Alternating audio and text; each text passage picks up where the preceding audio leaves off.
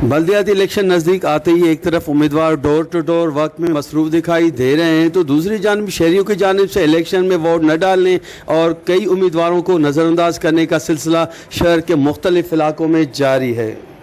या अब्बा ॾाॾा 60 साल खां वठी ज़्यादा वोट ॾींदा था अचूं, पर अहिड़ो पाकिस्तान सां ठगी अहिड़ो हिननि कयो आहे जो वोट वठी वञी पोइ दरवाज़नि खे बंदि करे छॾींदा आहिनि। नौकर खे चवंदा आहिनि धिका ॾियो, इहे जानवर जीत आया आहिनि। हिन वक़्तु असां माण्हू आहियूं, असांजे दर दर ते था अचनि। ॿारनि खे असां बिल्कुलु वोट त न ॾींदासीं, पर घर खां बि न निकिरंदासीं इनशाला। हिननि पंहिंजो हद करे छॾी आहे साईं।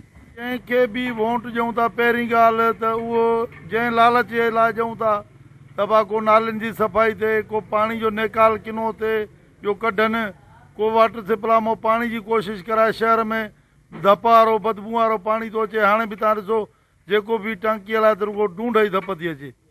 असां इहा चवंदा आहियूं त बाबा जंहिंखे बि ॾियूं, हिकिड़े खे जो असां वॾो कयूं था त घटि में घटि उहो असांजे करे उथे त सही न। असां जॾहिं बि पोइ वञूं था चवनि था बा तव्हां त वोट त ॾिनो आहे, पर यार तव्हां असांखे मथे में सूर विझी छॾियो आहे। असां वञूं था, कम थियनि नथा। अबा कम नथा थियनि त पोइ वोट वारे टाइम बि त उहो ई चवंदा कयो न। हिन वोट वारे टाइम ते बाहूं ॿधनि, भाकुर पाइनि, चांहिनि जूं सलाहूं हणनि, दावतां कनि, वोट वधे खां पोइ लेखींदा आहिनि। असांखे कॾहिं बि वोट कोन ॾींदासीं। असां सां हिननि काई बि हमदर्दी कोन कई आहे हिनमहिल ताईं। पए असांखे ज़ुल्मनि में उछलायो अथनि। माना पंहिंजा कम कारियूं, पंहिंजा जेके बि आहिनि कम ज़माना सिधा करे, अकाउंट सिधा कयूं भरियूं वेठा ने।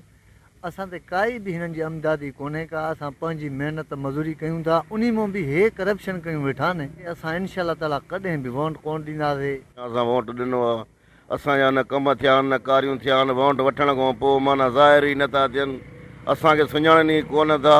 वोट जेको बि ॾिजे सोचे सम्झी ॾिजे ऐं पंहिंजो मज़बूत वोट ॾिजे, अहिड़े खे ॾिजे वोट जेको कमकार कराए।